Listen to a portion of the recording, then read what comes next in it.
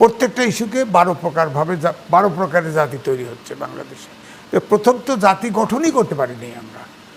এখনো ভারতের সাথে ক্রিকেট বাংলাদেশের খেলা হলে বাংলাদেশে ভারতের সাপোর্টার পাওয়া যায়, পাকিস্তানের সাথে খেলা হলে পাকিস্তানের সাপোর্টার পাওয়া যায়। আমরা জাতি গঠন করতে পারছি বলেন?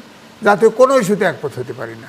এই জন্যেই দেখেন এখন যে সংস্কার করলেন, 11টার সংস্কার কমিশন হয়েছে, শিক্ষা সংস্কার কমিশন হয়নি। কিন্তু আমি লিখেছি বুয়েট সহ এই দেশের যত শিক্ষা প্রতিষ্ঠান আছে, একটি শিক্ষা প্রতিষ্ঠানও এই বিজ্ঞানের যুগে না, উপযুক্ত না। অর্থাৎ আগামী 10 থেকে 12 বছর আমি পরিষ্কার করে লিখে দিচ্ছি, এই দেশে প্রবাসে কোনো লোক নেবে না। আপনি কি করবেন 18 কোটি লোক? আপনার আমাদের দেশে তো আছে, আপনার রোবট অপারেশন করতেছে, রোবট আমাদের, উনি তো ভালো জানে, গার্মেন্টস 2টে চলতেছে এখনই, মানুষ নাই, ম্যানেজমেন্টের কয়েকটা লোক।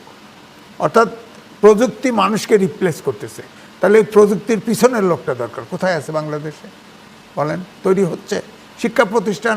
এই সাবকন্টিনেন্টটা এশিয়ার ভিতরে সবচাইতে কম বাজেট হলো শিক্ষায়। আমি বলি আমরা অত ধনী দেশ, বাজেট বড় কেন না, কিন্তু সবচেয়ে কম, সবচেয়ে শিক্ষকের বেতন সবচেয়ে কম। আপনার ছাত্র, আমাকে একটা প্রাইভেট ইউনিভার্সিটিতে আমার এক বন্ধু শিক্ষার জন্য ক্লাস নিতেছি, এরা গল্প করে, তবে ভাই এটা কি আর ভিতরে আনলা শিক্ষকের বেতন না, ওই পরীক্ষা আসলে 4-5টা সাজেশন দিয়ে শিক্ষকের বেতন নিয়ে যেখানে ভাবা হয় না, সেখানে আসলে শিক্ষক কিভাবে সেই মানুষ তৈরির কারিগর হবে নিয়ে প্রশ্ন যেমন আছে। শিক্ষাটাকে অন্যভাবে যদি আমরা রাখি, তাহলে তো আসলে আমাদের মধ্যে অজ্ঞতা এত পরিমাণে জমা হবে, সেখান থেকে বের হওয়া খুব মুশকিল। আমি নিঃসন্দেহে আপনাদেরকে সেই জায়গাটাই শুনবো, কিন্তু আমি গোলাম মাওলা রনি আপনার কাছে একটু রাষ্ট্রপতির আদেশ, যেটা এম এ আজিজ তুললেন যে রিট, এই রিট এটা আমরা এবং মামুর জোরে সেটা শেষ হয়ে যাবে, কিন্তু রাষ্ট্রপতির আদেশ ওইটা যদি হয়, মানে সেটা যদি খারিজ হয়ে যায় একদম, তো সেখানে কি হবে বা বাতিল হয়ে যায়, কোনটা কি হবে আর কি? রাষ্ট্রপতির আদেশ কোনটা? গণভোটের ক্ষেত্রে যে আদেশ আমরা পেয়েছি, ওটা রাষ্ট্রপতির জুলাই সনদ রাষ্ট্রপতির আদেশে জারি করা হয়েছে। আচ্ছা, সংবিধান জীবিত থাকতে তো কোনো প্রধান উপদেষ্টা বলেন রাষ্ট্রপতির আদেশ দিতে পারে না, অবৈধ। এখানে আসলে কি, মানে পুরো যে সিস্টেমটা এখন চলছে, এগুলো নিয়ে কথা আমরা অনেকে বলছি, মানে এখন ইদানিং কিছু কিছু বলা শুরু হচ্ছে, কিন্তু আগে তো আমরা কখনই কথাগুলো বলি নেই, মবের ভয়ে, মব হয়ে যাবে। প্রথমত হলো যে এই সরকারের যে একটা শ্রেণী চরিত্র, এই সরকারটা কি? এটা কি তত্ত্বাবধায়ক সরকার নাকি ইন্টারিম সরকার, মধ্যবর্তীকালীন কোনো সরকার? যদি তত্ত্বাবধায়ক সরকার হয় তাহলে তো তার একটা নির্দিষ্ট সময় থাকবে, কিন্তু ডক্টর মোহাম্মদ ইউনূস স্পষ্ট বলেছেন যে আমরা তত্ত্বাবধায়ক সরকার নই। আমাদের ক্ষমতা হলো যে যেদিন থেকে আমরা ক্ষমতা গ্রহণ করেছি সেই দিন থেকে পরবর্তী সরকারের কাছে ক্ষমতা হস্তান্তর না করা পর্যন্ত যে সময়টি, সেটি হলো আমাদের জন্য সময়। তো সেটা তো এই ফেব্রুয়ারি মাসে নির্বাচন হলে ফেব্রুয়ারি মাসে শেষ হবে, যদি ফেব্রুয়ারি না হয়, যদি আরও 10 বছর পরে হয়, 50 বছর পর হয়, একটা আনলিমিটেড টাইম। তো এখন এই যে বললাম না যে তারা সরকারের যারা কর্তা ব্যক্তি, কথা বলতে গিয়ে কখনো মুখ ফসকে অপ্রিয় কতগুলো সত্য কথা তারা বলে ফেলেন। যেমন উনি যখন বাংলাদেশে এলেন প্রথম, তখনই উনি সবার আগে বললেন যে আমার কথা শুনতে হবে। তাহলে এটা কোনো গণতান্ত্রিক ভাষা নয়। তিনি সবার কথা শুনবেন, সিদ্ধান্ত নেবেন তিনি, কিন্তু তিনি বললেন যে না, আমার কথা শুনতে হবে। এই যে তার যে একটা স্বৈরাচারী মনোভাব তার ভিতরে রয়েছে, একবার ফার্স্ট ডে যেদিন তিনি মানে দায়িত্ব গ্রহণ করেননি, তার আগেই কথাগুলো বলেছেন। এখন গত 14 মাসে তিনি পরতে পরতে সেই জিনিসটা বুঝিয়ে দিয়েছেন। আমরা যত কথাই বলছি না কেন, তিনি সেই কথা শুনছেন না। আর তিনি যেগুলো বলছেন সেগুলো আমাদেরকে শুনতেই হবে, এবং আমরা শুনতে বাধ্য হচ্ছি। এটা গণতন্ত্রের সঙ্গে রীতিমতো কন্ট্রাডিক্ট করে, কনফ্লিক্ট করে, সৃষ্টি করে, সেটা করে যাচ্ছে। দ্বিতীয়ত হলো যে এই সরকারের একটা শ্রেণী চরিত্র, এটা কি সাংবিধানিক সরকার, বিপ্লবী সরকার, নাকি গণ অভ্যুত্থানের সরকার? এটা কি রাজনীতির ঐক্যমত্যের সরকার? এটার চার্টার কি? এই সরকারের পেছনের চার্টার কি? তো সেই চার্টার হিসেবে এক পক্ষে বলছে এটা সাংবিধানিক সরকার, তাহলে সাংবিধানিক সরকার হলে তাদের দায়বদ্ধতা সংবিধানের কাছে। তো আমরা আজ পর্যন্ত এই সরকার দ্বারা যতবার সংবিধান লঙ্ঘন হতে দেখেছি, এবং সরকারের অনেক কর্তা ব্যক্তি এখানে বলেছেন যে আমরা তো যেখানে ক্ষমতা আসছে, যা কিছু আসছে, আমরা তো সংবিধান লঙ্ঘন করে এসেছি। আবার এই একই ব্যক্তি একটু পর আবার বলছেন যে আমরা সাংবিধানিক সরকার, সংবিধান অনুযায়ী আমরা এটা করছি, ওটা করছি, আমরা সংবিধানের বাইরে যেতে পারবো না। আবার রাষ্ট্রপতির কাছে তারা শপথ নিয়েছেন, তারা উপদেষ্টা, রাষ্ট্রপতির উপদেষ্টা, মানে বাকিরা যারা উপদেষ্টা রয়েছেন আর প্রধান উপদেষ্টা সবাই বেসিক্যালি আন্ডার দ্য প্রেসিডেন্ট। কিন্তু তারা অ্যাজ ইট ইজ মনে হচ্ছে যে তারা প্রেসিডেন্টের আন্ডারে নন। আপনি কি কোনো নাম দিয়েছেন এই সরকারকে? আপনি ব্যক্তিগতভাবে নাম দিয়েছেন কিনা, না নাকি না আপনি আমি কনফিউজড? না আমি এই সরকারকে যেহেতু আমি এটাকে আমার কাছে প্রচণ্ড রকমভাবে মনে হচ্ছে যে বিপ্লবের পরবর্তীতে একটা বিশেষ মুহূর্তে কিছু মানুষ আমাদের বিশ্বাস ভালোবাসা সমর্থন নিয়ে রাষ্ট্র পরিচালনা করছে। তো এটা কি সরকার বলবো? সরকারের তো একটা কাঠামো আছে, যে কোনো সরকারের একটা কাঠামো আছে। জি। আপনি একটা সরকারকে বলবেন ধরুন রাজতন্ত্র, গণতন্ত্র, ফ্যাসিবাদ, হিটলারের সেই নাৎসিবাদ, বা আপনি ধরেন মানে একনায়কতন্ত্র। তো এই পৃথিবীতে যাবৎকালে যত তন্ত্র হয়েছে, এই সরকারের যে শ্রেণী চরিত্র কোনো তন্ত্রের মধ্যেই পড়ে না। এক অদ্ভুত তন্ত্র। এটা কেবলই মাত্র মনে হচ্ছে যে যদি আসমানের আল্লাহকে আমরা বলি যে আল্লাহ এটা বানিয়েছেন, তাহলে মনে হয় যে এই স্পেশাল এডিশনটার মডেলটা কেবলমাত্র ডক্টর মোহাম্মদ ইউনূস এবং তার যারা পরিষদবর্গ আছেন তাদের জন্য এই প্ল্যানেটে কিয়ামতের পর থেকে, মানে সৃষ্টি হওয়ার পর থেকে এই পর্যন্ত এই একটা মডেলই তৈরি করেছেন। এখন এই মডেল যেহেতু স্বয়ং আল্লাহ তৈরি করে দিয়েছেন তার জন্য, তো আমি এটা নিয়ে কী বলবো। 2 নম্বর হলো যে যদি এটা ইউনূস সাহেব নিজে বানিয়ে থাকেন এরকম সরকার, এখন আবার তারা মানে এই যে ইলেকশন করবেন, ভালো কথা। আপনি বলছেন যে কোথায় আরো ঐক্য হবে, সেখান থেকে অনেক বেশি অনেক সুর এসছে। আপনার কাছে ফিরবো নিঃসন্দেহে। এম এ আজিজ, আপনি যদি একটু বলতেন, কারণ এই বিষয়টা আপনি আজকে উত্থাপন করলেন, রাষ্ট্রপতির আদেশ এইটা বাতিল হয়ে যেতে পারে, বা আপনি যে আমরা মামুরা এই যে ব্যাপারটা বললেন, তাতে আসলে চিত্রটা কি দাঁড়াবে? না হলে আমাদের গণভোট কি করে অনুষ্ঠিত হবে? দেখেন, গণভোট হলো অবৈজ্ঞানিক এবং অবাস্তব এবং অবৈধ। গণভোট যেটা করছে, অর্থাৎ জুলাই আদেশ যেটা দেওয়া হয়েছে, জুলাই সনদের যে আদেশ, দেখেন ঐক্যমত্য কমিশন 30টে দল বসেছে, 25টে দল স্বাক্ষর করেছে, এবং জামাত ইসলাম 4টা, এনসিপি 1টা, আর বিএনপি 19টাতে নোট অফ ডিসেন্ট দিয়েছে। এটা উধাও। প্রথম কথা হচ্ছে, ঐক্যমত্য কমিশনের 30টে দল বসছে, 30টে দল প্রত্যেকটা ইস্যুতে একমত হবে, এই চিন্তাটা তো অবৈজ্ঞানিক। প্রত্যেকটি দলের নীতি আদর্শ আলাদা, সেখানে একমত হবে কী করে সব দলে? এখানে তো দ্বিমত থাকবেই। ডক্টর মোহাম্মদ ইউনূস প্রথমে বলেছিল, ইউটিউব খুলে পাবেন, যে দলগুলি যতটুকুতে ঐক্যমত হয় ততটুকু নিয়েই আমরা নির্বাচনে যাব, বাকিটা ওয়েবসাইটে দিয়ে দেব, জনগণ দেখবে। হ্যাঁ, সেটাই করতো।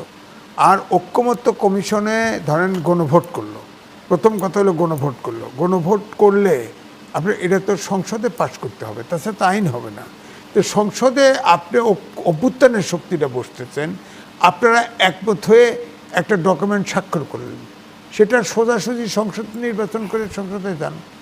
আপনি যে গণভোট করতে যাচ্ছেন, হ্যাঁ না 84টা সংস্কার এর ভিতরে আছে, এটাকে 4টের ভিতরে ঢুকিয়ে আপনি হ্যাঁ না ভোট দিচ্ছেন এবং বলছেন যে জুলাই সনদে না, জুলাই আদেশে স্বাক্ষর করতে হ্যাঁ না ভোট দিতে হবে।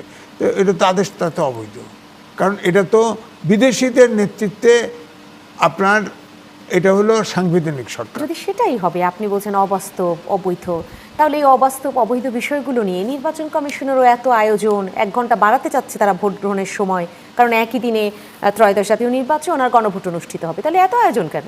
এত আয়োজন তো তারা ঘোড়ার পিঠে উঠছে, নামতে পারবেন না তো।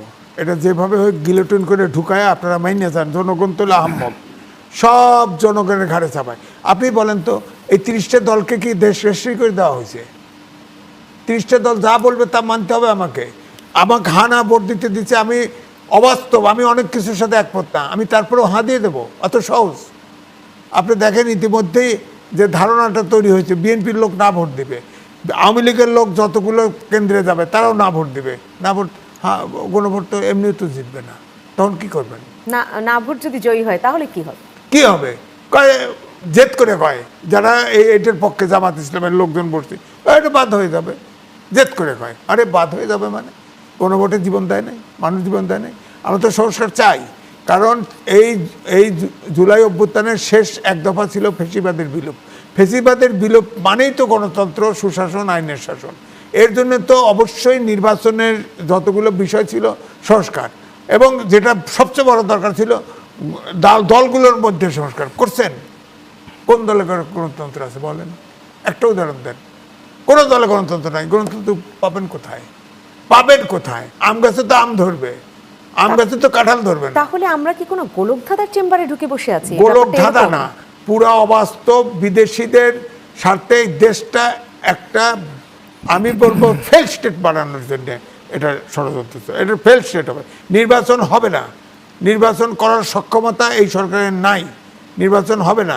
আপনি দেখেন প্রশাসন ক্যাডারের লোক দিয়ে আপনার সরকার চালাচ্ছেন, ঠিক আগের সরকারগুলো 54 বছর একই কাজ করছে, এর বাইরে 25টা ক্যাডার আছে।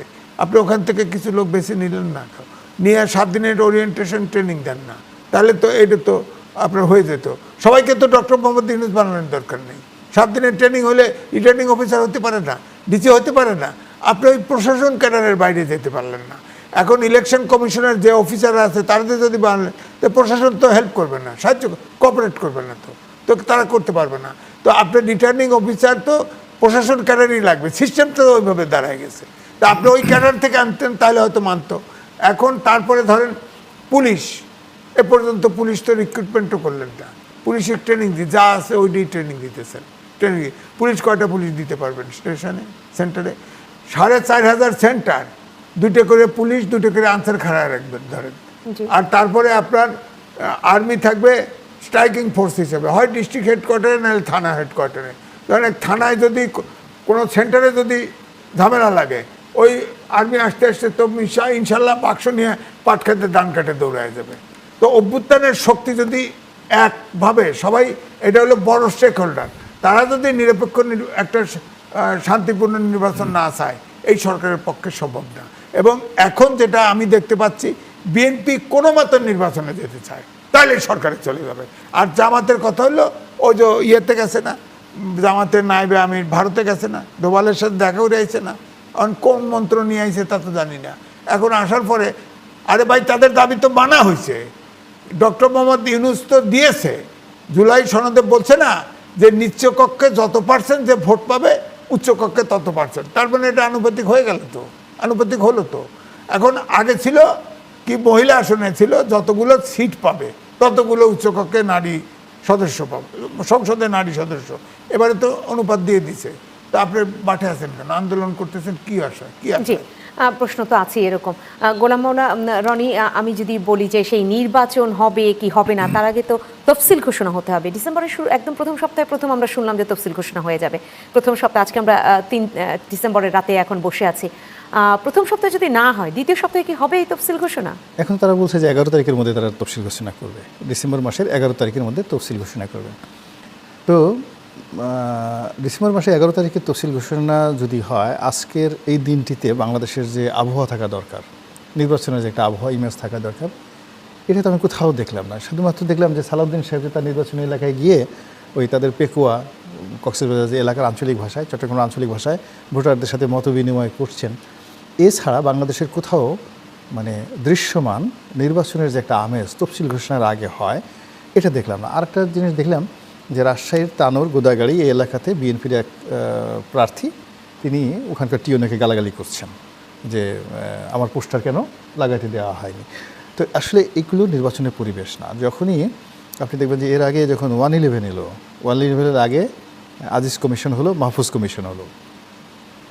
তো আজিজ কমিশনকে যদি ধরেন আপনি, justice Aziz one of the most brilliant barrister ছিলেন, আপনি মানে কল্পনা করতে পারবেন না। এবং তার অনেস্টি, তার ডিগনিটি, এবং তিনি বিচারকের চেয়ারে বসে যে রায়গুলো লিখে গেছেন, অসাধারণ একজন বিচারপতি। অথচ পরিস্থিতি অনুকূল না থাকার কারণে আমরা যখন সেই মানুষটিকে রীতিমতো পাগল বানিয়ে ফেললাম। তো আজিজ সাহেবের সাথে যদি আপনি তুলনা করেন বর্তমান সিইসির, তো বর্তমান সিইসির যে অতীত ব্যাকগ্রাউন্ড আর আজিজ সাহেবের অতীত ব্যাকগ্রাউন্ড, আজিজ সাহেবকে যদি আপনি তার ওজন যদি দেন 100 কেজি, বর্তমান সিইসির ওজন আছে 5 কেজি হাইয়েস্ট, তাহলে আজিজ সাহেব যদি ওরকম একটা পরিস্থিতিতে পাগল হয়ে যায়, এমন পাগল হয়ে গেলেন সে দাঁড়াইছে, যে লোকজন বলছে আপনার তো মেরুদণ্ড নেই, বলছে হ্যাঁ আমার মেরুদণ্ড আছে বলে দাঁড়াই গেল। মাহফুজ সাহেবের একই অবস্থা। সিমিলারলি আমাদের বাকি 3 জন, ধরেন এই যে উনি একজন সাবেক সচিব, বর্তমান যিনি আছেন, তো এর আগে রকিব কমিশনে রকিবুল হুদা একজন সচিব ছিলেন, one of the finest man, একদম অনেস্ট, ভালো ভদ্রলোক মানুষ, কিন্তু পরিস্থিতি অনুকূল না থাকার কারণে তাকে একটা বিনা মানে প্রতিদ্বন্দ্বিতা নির্বাচনের দায় মাথায় নিয়ে যেতে হয়েছে। আর আপনি তো পটুয়াখালীর মানুষ, আপনি জানেন যে যেটা 18 সালে নির্বাচন হয়েছে সিএসি নুরুল হুদা। তো সিএসি নুরুল হুদা একজন বীর মুক্তিযোদ্ধা, এবং আমাদের দক্ষিণ অঞ্চলে তার মতো এইরকম বীর মুক্তিযোদ্ধা, তাকে বলা হতো টাইগার হুদা, জি বাঘের হুদা, মানে তার এত সাহসী একজন মানে মুক্তিযোদ্ধা। সেই লোকটি বিপদে পড়ে বিলাই হয়ে গেছে, জাস্ট ক্যাট। এবং দেখেন তার মতো সাহসী মানুষ, ড্যাশিং মানুষ সিভিল সার্ভিসে, সে এই যে তাকে জুতার মালা পরিয়ে তাকে সেখান থেকে দেওয়া হয়েছে। এবার আসেন হাবিবুল আওয়ালের কথা। পরবর্তী 24-এ নির্বাচন হয়েছে, দেখতে সুপুরুষ, ভালো বংশীয়, আপাদমস্তক একজন জ্ঞানীগুণী ভদ্রলোক মানুষ, কিন্তু পরিবেশ অনুকূলে না থাকার কারণে তারা পারে নাই। এখন দেখেন এই মানুষগুলো যাদের কথা বললাম, সেই তুলনায় বর্তমান যিনি সিসি আছেন তিনি নম্র, ভদ্র, বিনয়ী।